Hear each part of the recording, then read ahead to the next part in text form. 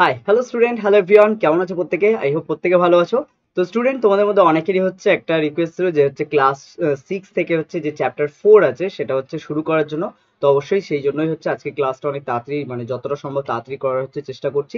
আর এর মধ্যে অনেক দিনই হচ্ছে ক্লাস হচ্ছে ঠিকঠাক ভাবে হয়নি বিভিন্ন হচ্ছে কারণের জন্য। বিশেষ করে আমার শরীরে একটা ইস্যু ছিল, গলার, এখন হচ্ছে বুঝতে পারছো আমার ভয়েসটা একটু অন্যরকম হয়ে গেছে। তো বেসিক্যালি গলার একটা ইস্যু ছিল যে কারণে হচ্ছে এতদিন ক্লাসগুলো আসেনি। বাট আশা করা যায় যে এরপর থেকে হচ্ছে প্রত্যেক দিন ক্লাস আসবে, প্রত্যেক দিন একটা থেকে দুটো ভিডিও আপলোড হবে, এবং তোমরা যে যে ক্লাসগুলো তোমাদের দরকার অবশ্যই তোমরা সেগুলো হচ্ছে কমেন্ট করে জানাতে পারো। এবং কোন কোন টপিকে বা কোনো কোয়েশ্চেনে, যদি তোমাদের সায়েন্স রিলেটেড কোনো কোয়েশ্চেনেও যদি কোনো প্রবলেম থেকে থাকে তাহলে অবশ্যই সেগুলো তোমরা জানাতে পারো। ঠিক আছে, তো চলো স্টুডেন্ট, লেট না করে শুরু করা যাক।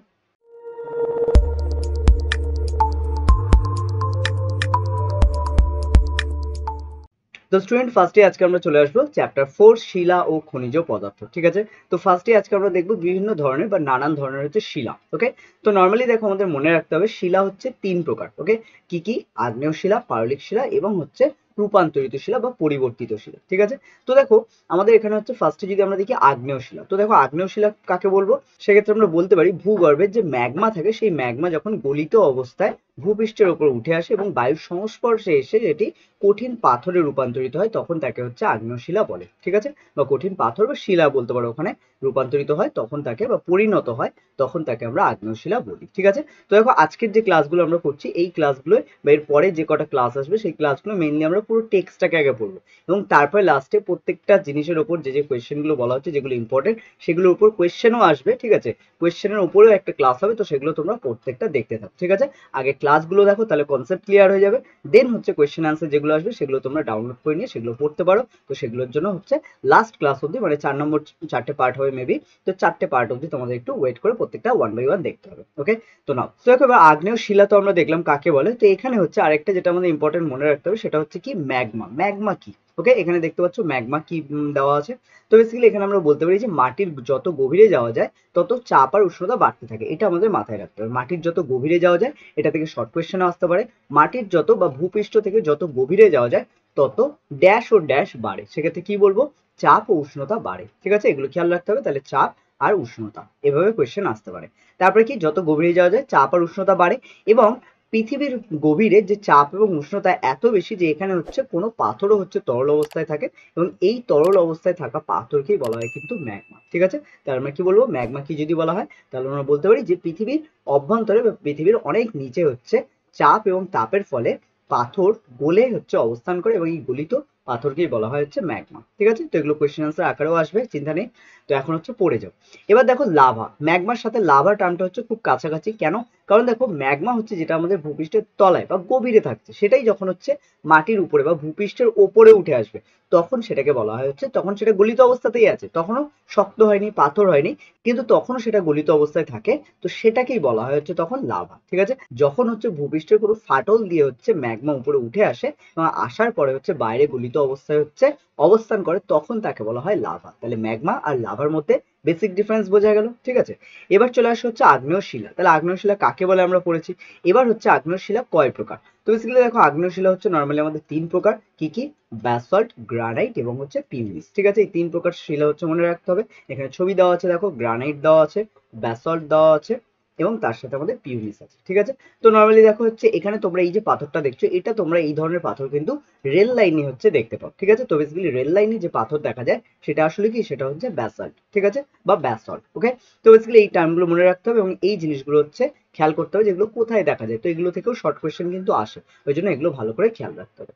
পিউমিসকে বলে ঝামা পাথর। তো এখানে পিউমিসকে দেখতে পাচ্ছ, অনেকেই দেখবে হচ্ছে শপিং মলে এই ধরনের হচ্ছে পাথর সুন্দর করে শেপে কেটে হচ্ছে বিক্রি হয়। ঠিক আছে, তার ফলে কি হয়, এগুলো দিয়ে হচ্ছে বিভিন্ন ধরনের হচ্ছে পায়ের গোড়ালি ঘষা, হাতের হচ্ছে গোড়ালি বা হচ্ছে বিভিন্ন ধরনের জায়গা হচ্ছে ঘষে সেই জায়গাতে কি যে ড্রাই সেলগুলো তৈরি হয় সেগুলোকে রিমুভ করা যায়। ঠিক আছে, এবং তার ফলে কোনো ব্যথা বা কোনো কিছু লাগে না এবং এগুলো খুব হালকাও হয়, যার ফলে এগুলোকে এই ধরনের কাজে ব্যবহার করা হয়। তো এগুলো কি, এগুলোকে বলা হচ্ছে পিউমিস, এবং এগুলো কিন্তু এক ধরনের আমাদের বলা যেতে পারে আগ্নেয় শিলা। ঠিক আছে, তাহলে এই আগ্নেয় শিলা বেসিক্যালি হালকা হয় এবং এটা কিভাবে তৈরি হয়, এটা বেসিক্যালি হচ্ছে দেখো তলায় যখন হচ্ছে এটা জলের মতো অবস্থান করে, ঠিক আছে। তাহলে দেখো সমুদ্রের জলের মতো আমরা যদি দেখি তাহলে সমুদ্রের জলের একটা ফেনা হয়, তাই তো। তো এখানেও কিন্তু সেরকম হচ্ছে ভূগর্ভের মধ্যে যা কিছু গলিত অবস্থায় থাকে সেগুলো কিন্তু তার উপরে একটা ফেনার স্তর থাকে। তো সেই ফেনার স্তরটাও যখন হচ্ছে ভূগর্ভের ম্যাগমা যখন হচ্ছে বাইরে বেরিয়ে আসে তখন সেই ফেনার স্তরটাও আসে। তো সেখানে বেসিক্যালি হচ্ছে সেই ফেনার স্তর থেকে যে পাথরটা তৈরি হয় তাকে বলা হয় পিউমিস, ঠিক আছে। তো এটা খেয়াল রাখতে হবে। আর এখানে এটা একটু খেয়াল রাখতে হবে যে পিউমিস পাথর কেন হচ্ছে ছিদ্র ছিদ্র হয়, এটাও একটা কোয়েশ্চেন আকারে আসে। তো বেসিক্যালি তোমরা মনে রাখবে যে ম্যাগমায় দ্রবীভূত যে গ্যাস সেটা হচ্ছে এর মধ্যে দ্রবীভূত অবস্থায় থাকে এবং সেটা যখন জমে গিয়ে পিউমিস পাথর সৃষ্টি করে তখন সেই গ্যাসগুলো হচ্ছে সেখানে ছিদ্র ছিদ্র আকার সৃষ্টি করে, ঠিক আছে। এগুলো খেয়াল রাখবে। আচ্ছা, তারপরে চলে আসি আমরা পাললিক শিলা। আগ্নেয় শিলা দেখলাম, কাকে বলে, কয় প্রকার, এগুলো সবই দেখলাম। এবার চলে আসো পাললিক শিলা। পাললিক শিলার ক্ষেত্রে মনে রাখতে হবে যে শিলা হচ্ছে পলি থেকে উৎপন্ন হয়, ঠিক আছে। তাহলে আমরা কি বলতে পারি, যে শিলা পলি থেকে উৎপন্ন হয় তাকে বলবো আমরা পাললিক শিলা, ওকে। তাহলে এটা মনে রাখবে, যে শিলা পলি থেকে উৎপন্ন হয়। তবে পলি থেকে তো একা একা তৈরি হবে না, এটাও সেম যখন হচ্ছে পলি, বালি, কাঁকর ইত্যাদি হচ্ছে যখন হচ্ছে সমুদ্রের তলায় দীর্ঘদিন ধরে হচ্ছে চাপা পড়ে, তার ফলে হচ্ছে সমুদ্রের চাপে এবং তাপে সেগুলো হচ্ছে জমে শক্ত পাথরে পরিণত হয়, তাকেই বলা হয় পাললিক শিলা, ওকে। তো এই পাললিক শিলা বেসিক্যালি হচ্ছে কয় প্রকার হয় এটাও খেয়াল রাখতে হবে। এটাও 3 প্রকার হয় পাললিক শিলা। কি কি? বেলে পাথর, শেল আর হচ্ছে চুনা পাথর, ঠিক আছে। তো এই 3 ধরনের হচ্ছে পাথর এখানে ছবিতে তোমরা দেখতে পাচ্ছ, চুনা পাথর দেখতে পাচ্ছ, এখানে বেলে পাথর দেখতে পাচ্ছ, এখানে শেল দেখতে পাচ্ছ। তো এগুলো প্রত্যেকটাই কিন্তু আসলে আমাদের হচ্ছে পাললিক শিলা, মানে হচ্ছে আমাদের মাটির নিচে হচ্ছে বা হচ্ছে বলতে পারি হচ্ছে সমুদ্রের নিচে হচ্ছে বালি জমে তৈরি হতে পারে, অথবা হচ্ছে আমাদের মাটির একটু নিচেই হচ্ছে যে হচ্ছে কাদা থাকে সেটাও হচ্ছে অনেক সময় হচ্ছে জমে গিয়ে শক্ত পাথর তৈরি হতে পারে। তো এগুলোকেই বলা হয় আমাদের পাললিক শিলা, বোঝা গেল। তো এটা খেয়াল রাখতে হবে। তাহলে পাললিক শিলা কয় প্রকার? 3 প্রকার, বেলে পাথর, শেল আর হচ্ছে চুনা পাথর, ঠিক আছে। আচ্ছা, এখানে আরেকটা বলে দিই, সেটা হচ্ছে অনেকেই সেল আর স্লেটের সাথে গুলিয়ে ফেলে। তো এখানে শেল কিন্তু এক ধরনের কালো পাথর, আবার স্লেটও হচ্ছে এক ধরনের কালো পাথর, কিন্তু স্লেটটা বেসিক্যালি আমাদের হচ্ছে রূপান্তরিত বা পরিবর্তিত শিলা, আর সেল হচ্ছে আমাদের পাললিক শিলা। তো এটা হচ্ছে ডিফারেন্সটা খেয়াল রাখতে হবে, ঠিক আছে। তাহলে এখানে খেয়াল রাখবো আমরা। তাহলে পাললিক শিলা হচ্ছে কয় প্রকার? 3 প্রকার। আচ্ছা, এখানে আরেকটা কোয়েশ্চেন আসে, সেটা কি? সেটা হচ্ছে এখানে যে ফসিল যে নামটা দেখছো, ফসিল, ফসিলটা আসলে কি? ফসিল হচ্ছে যার আরেকটা বাংলা নাম হচ্ছে জীবাশ্ম। তো দেখো ফসিল বা জীবাশ্ম আসলে কি? যখন হচ্ছে কোনো একটি প্রাণী বা কোনো উদ্ভিদ যখন দীর্ঘদিন ধরে হচ্ছে আমাদের সমুদ্রের তলায় বা কোনো হচ্ছে মাটির নিচে চাপা পড়ে যায়, দীর্ঘদিন সেটা থাকার পরে যখন তার আশেপাশের মাটিটা হচ্ছে পাথরে পরিণত হয়, তখন সেই মাটির মধ্যে ওই জীবের একটা ছাপ সৃষ্টি হয়, ঠিক আছে। এবং এই জীবটা তো আস্তে আস্তে নষ্ট হয়, কিন্তু এই জীবের একটা ছাপ ওখানে পাথরের মধ্যে হচ্ছে রয়ে যায়। তো এটাকেই বলা হয় জীবাশ্ম বা ফসিল, ওকে। তো এখানে হচ্ছে খেয়াল রাখতে হবে। তাহলে এখানে ফসিল হচ্ছে, এখানে কোয়েশ্চেন এভাবে আসতে পারে, ফসিল বা জীবাশ্ম কোন শিলাতে দেখা যায়? তো বেসিক্যালি এটা কোন শিলায় দেখা যায়? এটা পাললিক শিলাতে দেখা যায়, ঠিক আছে। না, এবার চলে আসি আমরা পরিবর্তিত শিলা বা রূপান্তরিত শিলা। তো দেখো পরিবর্তিত শিলা বা রূপান্তরিত শিলা কি? আগ্নেয় শিলা এবং পাললিক শিলা মাটির গভীরে গরমে আর চাপে বদলে গিয়ে পরিবর্তিত শিলা তৈরি হয়। তাহলে আগ্নেয় শিলা এবং পাললিক শিলা মাটির গভীরে হচ্ছে গরমে চাপে হচ্ছে পরিবর্তিত হয়ে যায়, গিয়ে হচ্ছে যে শিলায় পরিণত হয় বা এটা রূপান্তরিত হয়ে যায়, সেই কারণে এই শিলাকে বলা হয় পরিবর্তিত বা রূপান্তরিত শিলা। দুটো নামই এখানে ইম্পর্টেন্ট, তো এখানে খেয়াল রাখতে হবে পরিবর্তিত এবং রূপান্তরিত শিলা, ওকে। তারপরে চলে আসি আমি, পৃথিবীর ওপরে পিঠের বেশিরভাগটাই আগ্নেয় এবং পরিবর্তিত শিলা দিয়ে তৈরি। তাই পৃথিবীর ওপরের পিঠে মানে পৃথিবীর যে উপরের পৃষ্ঠ যেটাকে ভূপৃষ্ঠ বলা হয়, তো সেই ভূপৃষ্ঠের উপরে বেশিরভাগটাই কি থাকে? আগ্নেয় শিলা এবং হচ্ছে পরিবর্তিত বা রূপান্তরিত শিলা দিয়ে গঠিত, ওকে। কারণ সাধারণত আমাদের কিন্তু পাললিক শিলা যেটা সেটা সাধারণত হচ্ছে মাটির নিচে অনেক নিচেই পাওয়া যায়, এবং এটা সাধারণত মাটির খননের সময় অনেক সময় পাওয়া যায়, অথবা সমুদ্রের নিচে বেশিরভাগ ক্ষেত্রে পাওয়া যায় এটা, ঠিক আছে। এটা খেয়াল রাখতে হবে।